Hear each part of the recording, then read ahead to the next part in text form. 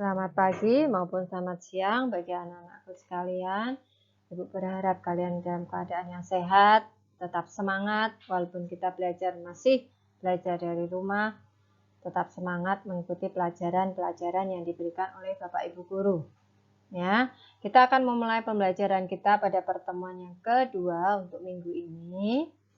Namun sebelumnya kita persiapkan hati kita akan berdoa terlebih dahulu. Baik, kita persiapkan hati kita anak-anak. Dalam nama Bapa dan Putra dan Roh Kudus. Amin. Allah Bapa di surga, kami mohon bimbingan dan penyertaan-Mu di dalam kami memulai proses belajar mengajar pada hari ini. Biar Roh Kudus-Mu yang akan menyertai kami sehingga kami dapat mengikuti setiap pelajaran dengan baik. Terima kasih Tuhan Yesus. Kami serahkan doa ini bersama dengan putra-Mu, Tuhan kami Yesus Kristus. Santo Fransiskus dari Asisi, doakanlah kami. Dalam nama Bapa, Putra, dan Roh Kudus. Amin. Baik, anak-anak sudah persiapkan bukunya, buku paket dan buku tulisnya. Kita akan sedikit mereview, ya, mereview pembelajaran kita minggu yang kemarin. Kita belajar tentang perangkat keras komputer, ya. Perangkat keras komputer, tentang alat penyimpanan, pemrosesan, dan penyimpanan. Ya, kita masuk pada alat pemrosesan dan penyimpanan, yaitu apa? Central Processing Unit atau CPU. Ya, nanti anak-anak bisa buka lagi. Ya, video yang Ibu berikan melalui Google Classroom, kapanpun anak-anak bisa akses kembali. Kalau pada saat-saat tertentu mungkin lupa atau bagaimana, silakan. Bisa anak-anak akses kembali video tersebut. Ya. Kemudian hari ini masih pada materi yang sama tentang perangkat keras komputer. Kita akan belajar tentang antarmuka atau interface. Kemudian nanti sedikit juga Ibu memberikan pengantar tentang perangkat input dan perangkat output. Apa itu antarmuka atau interface? Ya, mungkin sesuatu yang masih anak-anak belum pahami atau jarang anak-anak mendengar. Apa sih Bu di komputer itu kok ada istilah antarmuka atau interface, ya? Tetapi anak-anak harus pelajari ini. Dengan kemajuan teknologi, pengetahuan kita tentang teknologi pun harus semakin bertambah. Jangan hanya sebatas teknologi digunakan hanya untuk main game saja. Ya, kan sayang. Perangkatnya aja canggih, tapi hanya terbatas untuk main game misalnya, ya. Walaupun memang game-game sekarang memang banyak game-game yang sudah bagus-bagus, bahkan canggih-canggih mungkin, ya. Tetapi kembali lagi, tidak hanya sekedar menggunakan, tetapi pengetahuan kita tentang teknologi juga semakin bertambah. Oke, antarmuka atau interface. Nah, di sini Ibu sudah tampilkan. Di buku juga ada. Ya, anak-anak bisa baca itu di buku di halaman 16. Apa itu antarmuka? Antarmuka atau biasa disebut interface ada konsep bagaimana komputer dan manusia saling berinteraksi. Di sini dikatakan komputer dan manusia saling berinteraksi. Komputer di sini sebagai alat, manusia sebagai pengguna. Ya, kita ini sebagai pengguna. Saling berinteraksi. Bagaimana caranya? Ya kan? Bagaimana caranya? Kenapa kita dikatakan saling berinteraksi? Ya, tanpa kita sadari. Ya, kemarin di awal pembelajaran atau di pertemuan pertama Ibu sudah sampaikan bahwa manusia sekarang tidak lepas dari yang namanya teknologi. Ya, alat komunikasi. Bangun tidur kita sudah memegang handphone misalnya. Anak-anak sudah pegang handphone. Nah, itu sama saja dengan menggambarkan bahwa interaksi antara perangkat telekomunikasi atau alat komunikasi dengan kita manusia sebagai penggunanya. Tetapi kalau memang di sini masih dijelaskan adalah komputer. Ya, sebenarnya tidak hanya terbatas komputer saja. Dengan kemajuan teknologi saat ini, alat komunikasi pun fungsinya hampir sama, bahkan sudah menyerupai dengan komputer. Ya, Ibu lanjutkan. Interaksi tersebut mencakup bagaimana pengguna memberikan perintah. Nah, interaksinya berupa apa? Interaksinya berupa perintah kepada komputer. Kita sebagai pengguna ya, berinteraksi dengan komputer dengan menggunakan sebuah perintah. Dan bagaimana komputer berinteraksi dengan kita? Nah, di sini bagaimana komputer menerima perintah serta menampilkan respon yang dihasilkan kepada pengguna. Ya, contoh jika kita klik open, maka akan terbuka. Itu merupakan sebuah interaksi antara kita dengan komputer. Kita klik save, maka apa yang kita kerjakan pasti akan tersimpan. Nah, itu adalah garis besar gambaran tentang antarmuka atau interface. Ya, itu gambarannya. Jadi kalau anak-anak pernah baca nanti interface, apa itu interface? Sekarang sudah tahu apa itu interface. Ya, bagaimana cara kita sebagai pengguna berinteraksi dengan perangkat yang kita gunakan. Interaksinya berupa apa tadi Ibu katakan? Perintah. Kemudian dari alat teknologi atau komputer akan menampilkan respon yang dihasilkan kepada pengguna. Sampai sini paham? Ya, paling tidak sudah ada bayangan apa itu interface. Ya. Nah, interface itu ada beberapa jenis. Nanti kalau Ibu tampilkan pasti anak-anak pasti seperti itu ya. Nanti Ibu kasih contoh-contohnya ya. Karena apa? Ibu yakin kalian sudah pernah menggunakannya, tetapi tidak tahu itu namanya apa. Ya, sudah pernah melakukan perintah-perintah itu, tetapi tidak tahu itu namanya apa. Ya. Jadi ada beberapa jenis antarmuka yang umum digunakan. Yang pertama, di buku sudah ada. Ya, di halaman 16 juga. Karakter user interface. Karakter user interface atau CUI. Ya. Antarmuka yang berbentuk karakter-karakter teks. Sehingga komputer berinteraksi dengan pengguna juga memberikan perintah dalam bentuk karakter teks. Jadi kalau di sini maka dikatakan karakter user interface. Berarti apa? Berinteraksinya menggunakan karakter teks. Ini biasa kita temui nanti. Atau mungkin sudah ada beberapa anak-anak yang suka membuka-buka tentang bahasa pemrograman. Ya, contohnya ini. Nah, ini adalah contoh dari karakter user interface. Jadi interaksinya berupa karakter teks-teks seperti ini. Mungkin kita tidak paham ya, tetapi kalau kita belajar tentang bahasa pemrograman, kita akan paham ini artinya apa. Ini contohnya. Ya, contoh kita atau contoh interface yang menggunakan karakter teks. Ya. Oke, itu contoh CUI tadi. Yang kedua adalah graphic user interface. Nah, kalau ini Ibu yakin kalian sudah tidak asing lagi. Oke, apa itu graphic user interface? Merupakan antarmuka yang dikembangkan untuk menghilangkan kelemahan yang dimiliki antarmuka jenis CUI tadi. Ya, karena tadi hanya berupa karakter.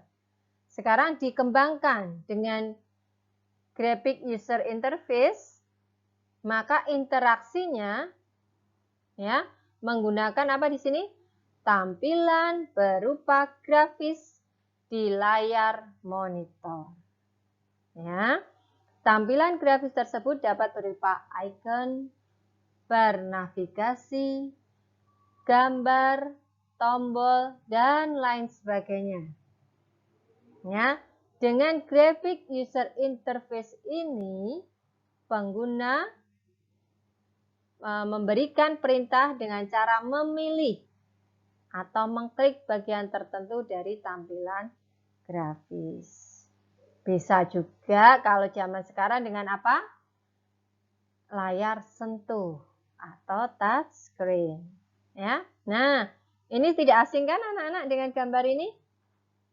Pasti kalau kita buka anak-anak buka laptop, buka PC di rumah, atau buka handphone, ya. Nah, dengan graphic user interface ini kita tinggal klik mana yang kita perlukan. Kita mau gunakan contoh di sini, kita mau menggunakan Word, tinggal kita klik icon Word ini akan tampil aplikasi Microsoft Word.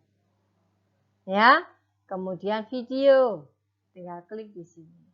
Nah, ini berarti adalah antarmuka atau interface yang sudah menggunakan graphic user interface. Ya, kalau yang tadi pertama hanya berupa karakter teks saja. Ya. Ibu lanjutkan lagi. Oke. Yang ketiga. Yang ketiga adalah bahasa natural. Apa itu bahasa natural? Ya. Manusia dapat berinteraksi dengan komputer dengan cara berbicara. Kalau sekarang kita malas ngetik, kita akan memilih untuk berbicara atau merekam suara kita. Ya kan? Di Google juga ada. Ya kan? Di situ kalau kita malas untuk mengetik, tinggal merekam, nanti akan keluar apa yang kita bicarakan di situ. Ya. Kemudian pengguna memberikan perintah melalui kata-kata dan komputer akan memberikan respon dengan cara mengeluarkan suara dalam, sekali lagi, dalam bahasa yang dimengerti pengguna. Ya, kalau kalian bicaranya asal-asalan juga yang tidak ada di aplikasi itu ya pasti tidak akan terkeluar, tidak akan dari komputer tidak akan memberikan respon sesuai yang kalian anak-anak inginkan. Ya. Itu. Nah, ini contohnya. Contoh penggunaan bahasa natural. Salah satu aplikasi yang ada saat ini di Microsoft itu namanya Cortana kalau tidak salah. Nanti anak-anak bisa lihat dari sini. Ya, Cortana namanya ya. Nah, kan di sini kalau kita dengan mengklik atau memilih icon atau gambar tadi dikatakan berarti interface menggunakan apa? Graphic user interface. Ya, tetapi kalau dengan bahasa natural, seperti ini kan, dia bicara akan keluar apa yang dimau. Dia akan handphone ini akan memberikan perintah sesuai dengan kata yang kita masukkan, yang kita rekam. Nah, ya, ini. Ya, ini contohnya.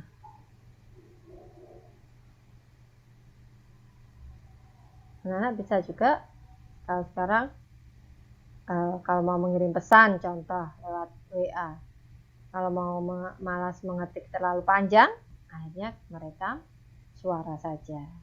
Ya, itu salah satu interface menggunakan dengan bahasa natural. Ya, ini. Jadi dari sinilah kita bisa melihat. Ya, yang ketiga ini adalah bahasa natural. Ya, ini contohnya. Jadi kita bicara di sini akan tampil.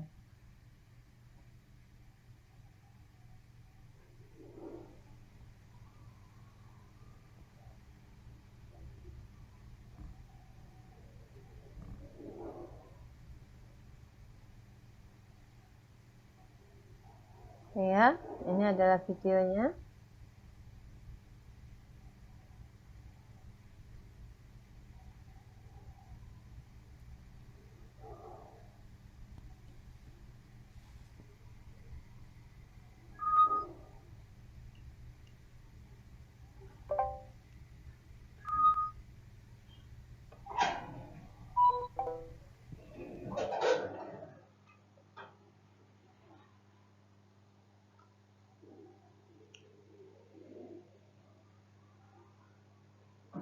Oke ya, Ibu lanjutkan ya. Itu adalah contoh dari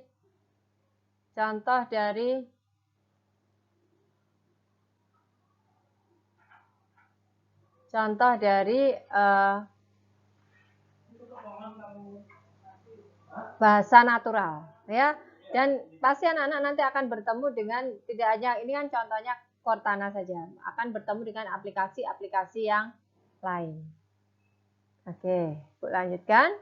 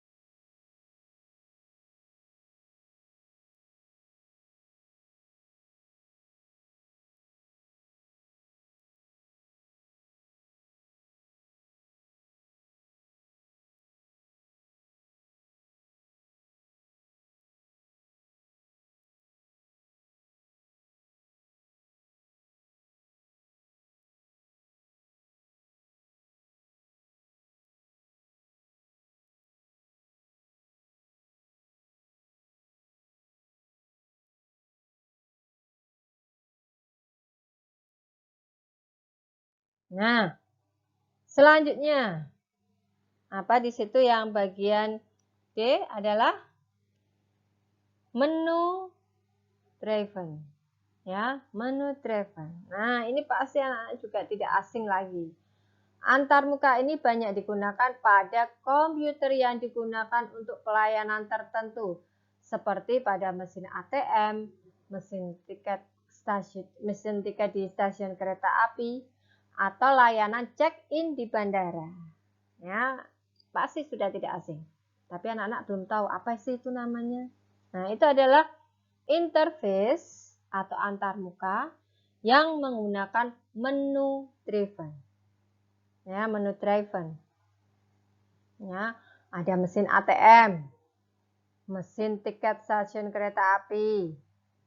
Nah, yang belum pernah naik kereta api, nanti kapan-kapan kalau naik kereta api, kalian cari dulu nih mesin tiketnya. Jadi tidak perlu kita pesan tiketnya melalui loket yang biasanya. Di situ ada seperti mesin-mesin ATM yang berjejer. Nah, di situ kita bisa memesan tiket kereta api atau layanan check-in di bandara.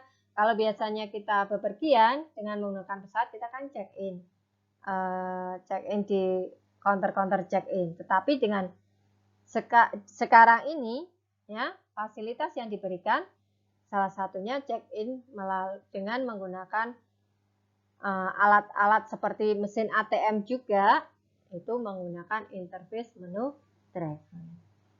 Itu ya. Kemudian mobile user interface. Ya, mobile user interface. Apa itu ya mobile user interface?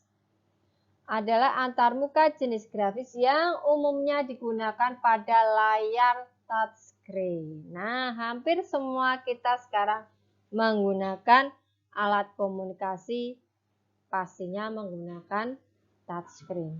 Ya, di perangkat mobile seperti smartphone atau tablet yang memungkinkan pengguna berinteraksi dengan aplikasi yang ada pada perangkat mobile tersebut. Jadi, sekarang yang anak-anak gunakan misalnya handphone ibu ini juga.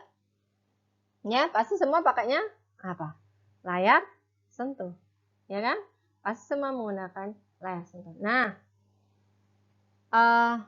ini interface atau antarmuka yang kita gunakan adalah ini, mobile user interface. Ya, handphone anak-anak Ibu yakin semua menggunakan touchscreen. Ya. Ini contohnya, ini sudah ada gambar-gambarnya. Kita mau pesan apa di sini misalnya, tinggal klik. Ya, tinggal disentuh, ya kan? Sentuh dengan satu jari, touchscreen. Ya. Jadi kembali lagi ada beberapa tentang interface atau antarmuka. Paling tidak anak-anak sudah paham dulu apa itu interface. Ya. Apa tadi dikatakan interface? Interaksi antara komputer, dikatakan di sini komputer ya, walaupun sekarang dengan kemajuan teknologi alat komunikasi pun ya fungsinya sudah hampir sama dengan komputer. Ya. Dengan pengguna, kita manusia sebagai pengguna. Contohnya apa saja yang sering digunakan? Tadi sudah ada, nanti anak-anak bisa ulangi lagi itu. Ya, bisa diulang-ulang lagi video ini. Kapan suatu saat misalnya waktu anak-anak butuh untuk belajar kembali, video ini bisa anak-anak akses kembali. Oke ya, itu interface. Selanjutnya kita akan masuk ke perangkat input. Ya. Sedikit Ibu ulang. Saat ini kita belajar tentang materi perangkat keras komputer. Perangkat keras komputer, pertemuan pertama yang kita pelajari adalah pemrosesan dan penyimpanan. Pemrosesan contohnya adalah CPU, Central Processing Unit. Penyimpanan, ada apa? Random Access Memory. Ya, read only memory. Ya kan? Anak-anak sudah jawab kemarin di kuis Ibu. Bagi yang belum menjawab, silahkan, boleh. Untuk review kita pada saat pembelajaran. Ya, silahkan untuk menjawab. Tetapi di situ juga Ibu ada nilai untuk anak-anak yang sudah menjawab, pastinya sudah ada nilai untuk anak-anak, untuk siswa yang memberikan jawabannya. Tetapi kalau yang tidak memberikan jawabannya ya pastinya tidak ada nilainya. Ya. Jadi setiap kali ada kuis ataupun pertanyaan-pertanyaan yang Ibu sharekan lewat Google Classroom, silahkan anak-anak jawab. Ya. Masuk tadi adalah yang kedua selain pemrosesan, penyimpanan, kemudian ada interface atau antarmuka. Sekarang masuk ke perangkat input. Ya. Perangkat input adalah perangkat atau alat yang digunakan untuk memasukkan data pada komputer. Dinamakan input. Berarti alat masukkan. Ya, memasukkan data-data pada komputer. Ya, komputer membutuhkan perangkat atau alat yang bisa mendukung supaya data-data ini bisa dimasukkan di dalam perangkat pemrosesan. Nah, alat yang digunakan itu dinamakan perangkat input. Di sini sudah Ibu berikan contoh-contohnya apa saja perangkat input. Nah, anak-anak harus punya gambaran. Yang pertama pasti yang tidak asing adalah keyboard. Ya. Ini pastinya salah satu alat input yang utama adalah keyboard. Kemudian mouse. Kemudian ada lagi kamera. Ya, seperti saat ini. Ya, Ibu membuat video membutuhkan kamera. Supaya paling tidak anak-anak tahu wajah Ibu. Ya kan? Nah. Kemudian ada mikrofon. Ya, supaya anak-anak dengar suara Ibu. Ini Ibu menggunakan mikrofon. Sehingga suara Ibu anak-anak bisa dengarkan. Ya, alat apa input yang digunakan adalah mikrofon. Kemudian ada joystick. Ini tidak asing bagi anak-anak yang suka main game. Ya, tidak asing ini dengan menggunakan joystick. Kemudian touch tablet. Ada kan untuk menggambar, biasanya orang-orang grafis yang menggunakan ini. Ya. Kemudian ini ada juga yang namanya scanner. Ya. Mesin scanner ini juga merupakan perangkat input. Nah, ini juga scanner.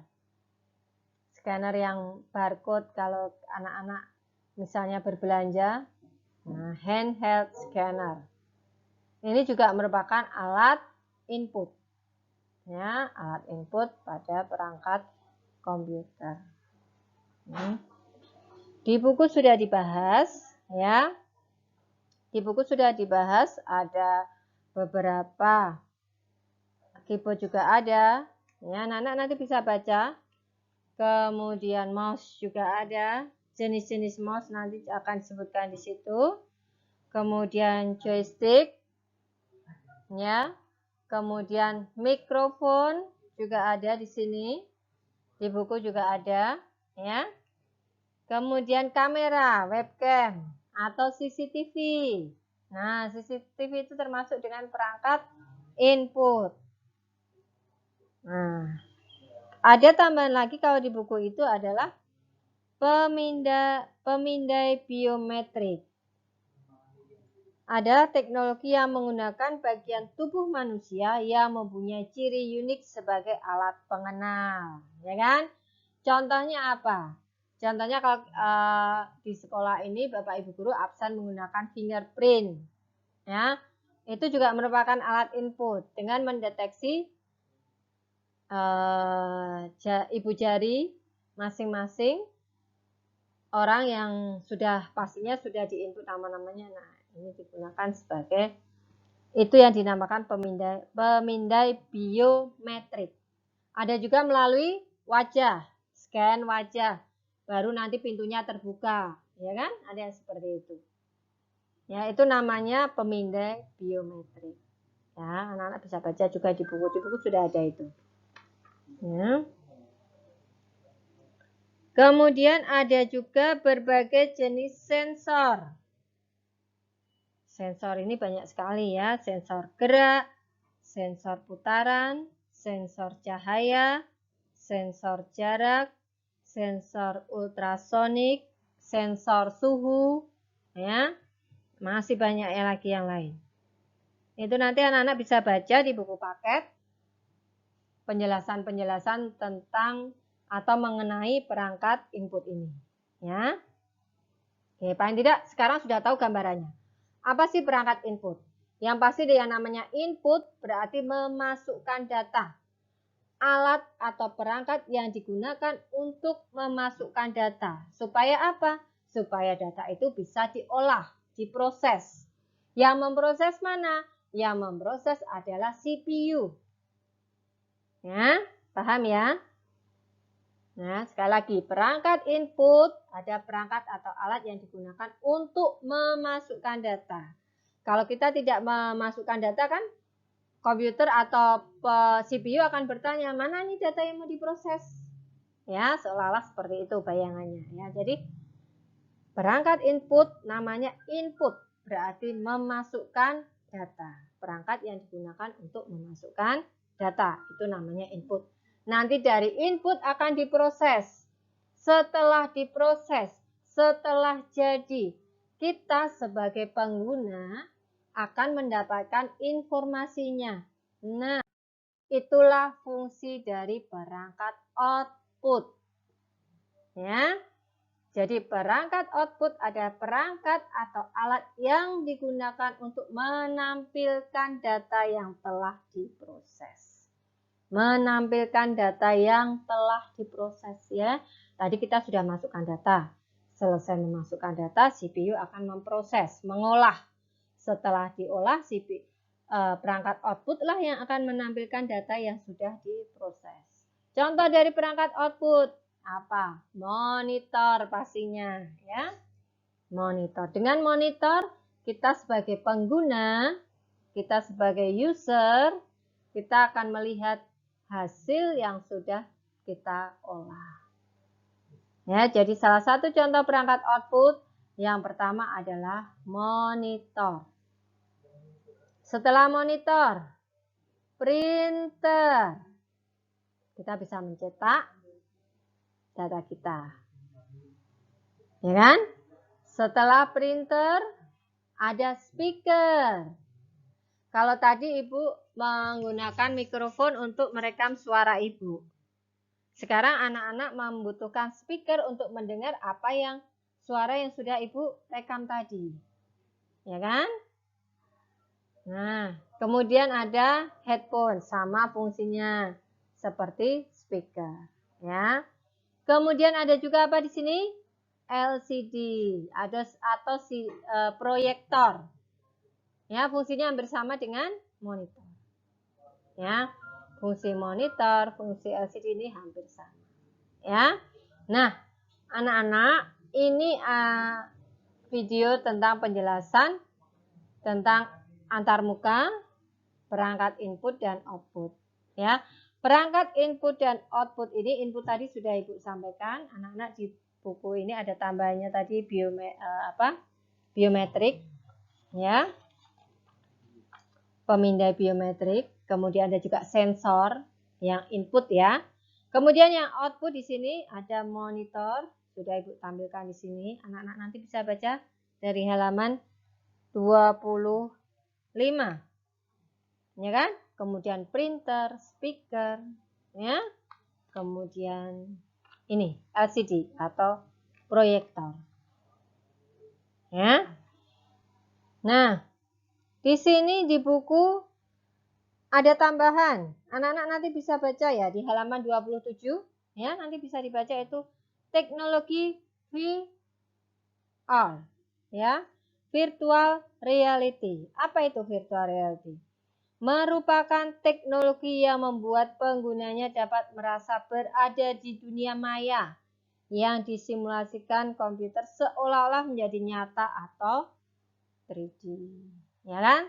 Contoh kalau kita menonton bioskop yang 3D itu kan sepertinya seolah-olah kita ada di tempat tersebut. Ya, itulah yang dinamakan dengan teknologi virtual reality. Ya, ini pengetahuan tambahan anak-anak supaya tahu. Ya, teknologi virtual reality. Baik anak-anakku, ini ada pertemuan yang kedua. Ya. Sekali lagi, video ini ada di Google Classroom.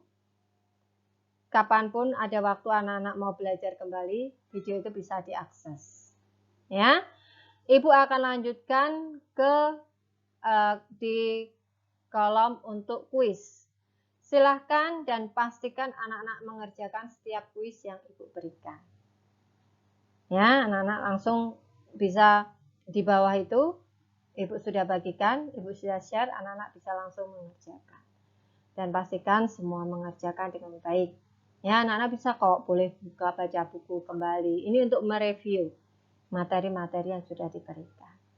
Baik anak-anakku sekalian, terima kasih, salam sehat, salam Fransiskus, Pace Ebene.